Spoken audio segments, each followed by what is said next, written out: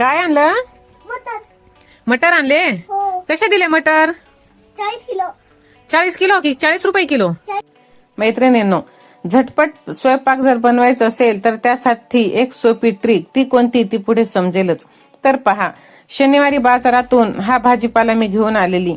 तसं तर 2 वेळेस भाजीपाला येत असतो. हे पहा, हे आवळे मी आणलेले आहेत 2 किलो आवळा कॅन्डीसाठी, आणि ते मला 70 रुपये किलोने भेटलेले. तर पहा, भाजीपाल्यामध्ये ना जास्त तर ना सॅलडच राहतं, कारण की परीला शाळेत द्यावं लागतं सॅलड. तर हे काय करायचं ती ट्रिक मी सांगते. जेव्हा आपण भाजीपाला घेऊन येतो तेव्हा पालेभाजी आपण निवडून ठेवतो. तर हे बाकीचा जो फळभाजी असते ना, ते स्वच्छ धुवून सुती कपड्यावरती ठेवून द्यायचं आणि नंतर ते पुसून स्वच्छ आपण फ्रीजमध्ये भरून ठेवू शकतो. ह्याने काय होणार, जेव्हा आपल्याला स्वयंपाक बनवायचा आहे ना तेव्हा आपण ते डायरेक्ट काढून कट करू शकतो. आणि ते आपण तसंच भरून ठेवलं तर मग ते काढा, धुवा, पुसा ह्यात बराच वेळ जातो.